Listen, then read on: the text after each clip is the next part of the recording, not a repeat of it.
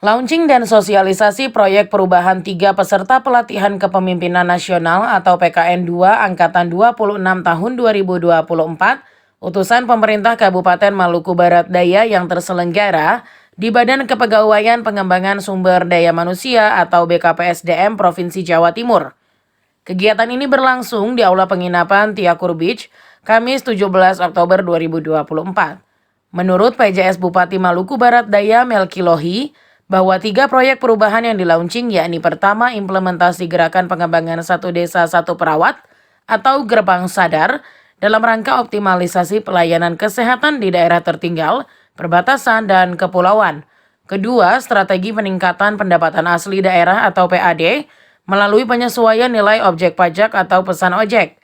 Ketiga, penguatan koordinasi antara pemerintah provinsi dan pemerintah daerah untuk pengendalian distribusi bahan bakar minyak satu harga atau Nara Indah si penari surga. Kepada 3 reformer, semoga apa yang saudara-saudara geluti hari ini, kami percaya tidak akan pernah sia-sia apa yang saudara-saudara lakukan. Kesehatan merupakan salah satu pilar utama pembangunan masyarakat. Namun masih banyak tantangan yang dalam akses dan pelayanan kesehatan di daerah terpencil. Melalui gerakan satu desa satu perawat, diharapkan memberikan kepastian.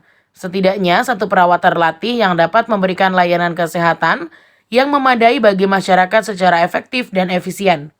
Dikatakannya, proyek perubahan ini diharapkan dapat diimplementasikan oleh Dinas Kesehatan dengan memperhatikan beberapa elemen kunci, antara lain pendidikan dan pelatihan perawat secara berkesinambungan, pendekatan berbasis komunitas melalui kerjasama dengan tokoh masyarakat maupun tokoh agama, serta upaya peningkatan sarana dan prasarana kesehatan. Selanjutnya disampaikan pula bahwa PAD merupakan sumber utama pendanaan bagi pembangunan daerah. Namun, tantangan dalam pengelolaan pajak seringkali menghambat potensi pendapatan yang seharusnya dicapai.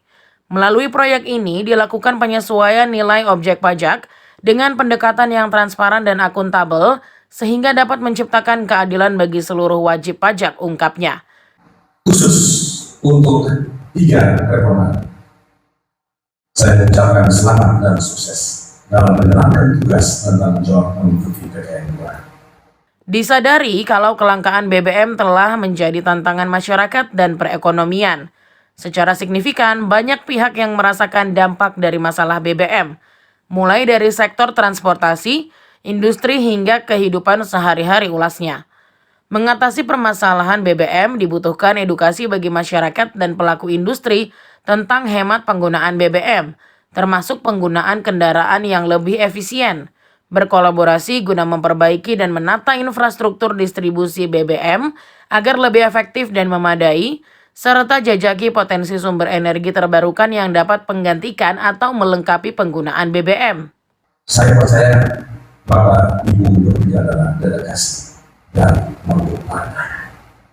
Ia berharap proyek perubahan ini tidak hanya sekadar sebuah inisiatif, tetapi dijadikan sebagai langkah konkret dalam meningkatkan pembangunan di bumi bertajuk Alwedo ini.